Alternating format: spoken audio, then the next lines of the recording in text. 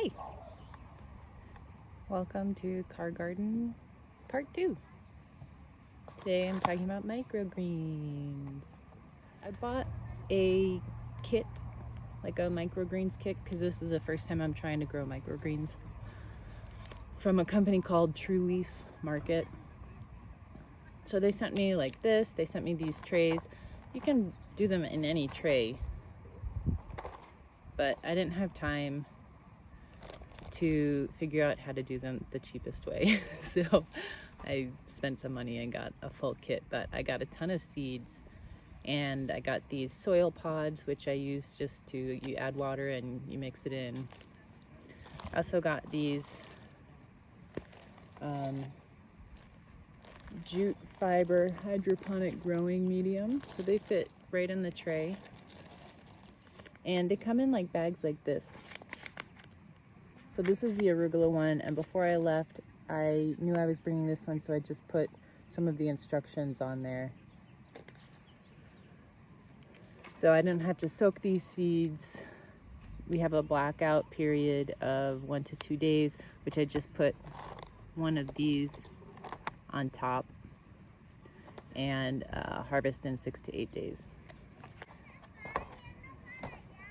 This is my third batch. These are arugula microgreens, and the first batch I started at my apartment before I went on the trip, so I think I was about 4 days in. These take about 6 to 8 days to harvest, and they were great. I harvested them and ate them while I was at the Grand Canyon, and I think into Zion. Meanwhile, after I harvested the first batch of these, I planted a spicy salad mix hydroponically, and it did not go well. I don't think I was watering enough. I just wasn't paying enough attention to them. On top of that, where I have to keep them in the blackout period in the car is somewhat slanted, and even when I was trying to adjust for that, the seeds and the water would still kind of pool in one corner on one side, and I don't think that was good for them. Yeah, see how it's tilted? And I would put this mirror there to make it less tilted, but it would never stay like this. So they didn't look good and they weren't growing, so I scrapped that, and I planted another tray of the arugula and soil. I did this in either in Capitol Reef or in Arches. It might have been Arches. So it's been more than 6 to 8 days. I think because it was so cold, it wasn't growing as quickly, which was fine with me. So now it's ready to harvest. And normally I would just cut the whole thing and put it in one of my vegetable containers. But it is officially too warm not to cool my veggies with ice. I had to throw out the portobello mushroom caps I bought 3 days ago, the baby bok choy, the tofu scramble that I made 2 days ago was bad this morning. So I'm gonna have to get some ice. But in the meantime, since this is fine growing this way, I'm just gonna harvest what I need, and it can just stay planted and fresh that way. So what you would do is you just kind of take some scissors and cut as close to the dirt as possible. Let me see if I can get up closer.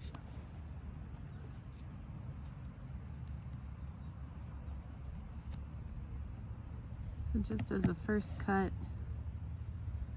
here, don't they look pretty? And these can be used as a garnish or as a salad. They're kind of spicy.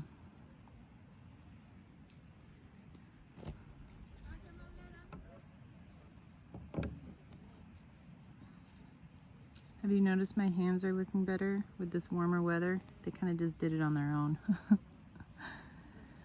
To make it less spicy, just add a little dressing or something to the salad that might neutralize the spice.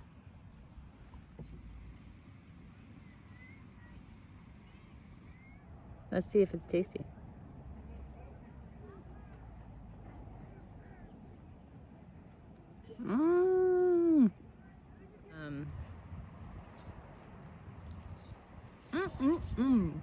Do my happy food dance like Jetty. Would I do this again? Possibly. The challenge with this is that I didn't have a flat spot where they could be undisturbed during the blackout period. So if I could find a good spot for them in the car, that would make it a lot easier. Putting the Velcro on the dash was a game changer. That has been amazing. Once they're out of the blackout period, they sit on the dash. I even drive place to place on the highway with them. It's very secure and it does not block my vision at all. The other thing that was a bit of a challenge is when I was at Bryce, I spent 2 nights at Bryce, 2 nights at Capitol Reef, and 3 nights at Arches before going to Lee's Ferry. That's too quick to do anything other than really sightseeing. I mean, that's too quick even really to cook. Too quick to stop at grocery stores. So I wasn't paying these guys enough attention. And also, with that speed of moving, or moving that much in that amount of time, I wasn't paying enough attention to my own healthy eating. And I started eating gas station food, and I started eating a lot more sugar. And I think I'm still trying to get over a sugar addiction. And I'm not feeling like super healthy or the greatest. So here I'm trying to get back to cooking more and eating healthy. Oh my God, before I give up sugar, I decided I needed to try this pinyon tart at the Highway 4 Cafe. It's magnificent. Still having some chocolate, as you know, which is not like me. I think I just really got addicted. It was those Gifford House pies. Oh my gosh, they were so good. But the point being that when you're moving quickly, it's a lot harder to cook well and to care for things. Like if you're still gonna do hikes and stuff like that and see the places that you're gonna be. So I like being someplace for 5 nights.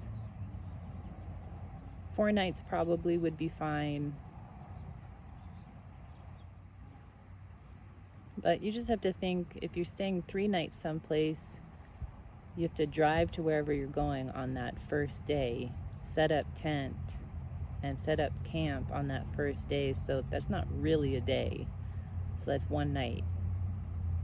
Then the next day, you'll probably want to see a place and go out, and you may be out all day. And maybe you don't go back to the campsite to cook because you're trying to maximize your time there. So that's night 2. And then the next day, I don't know, it depends on the place. Are you going out all day again? And will you be cooking? That's night 3. And then you have to pack up camp the next day. So that's not a lot of time to camp in one place. Whereas if you have 4 nights, then you could have 1 day to kind of set yourself up. Might even take just half a day just to set yourself up and cook and go to the grocery store. And then you have 2 whole days, maybe 2.5 days to see the place. It makes a big, big difference. On 5 nights, you can take a whole day and even have a half day to a whole day of just relaxing wherever you are. So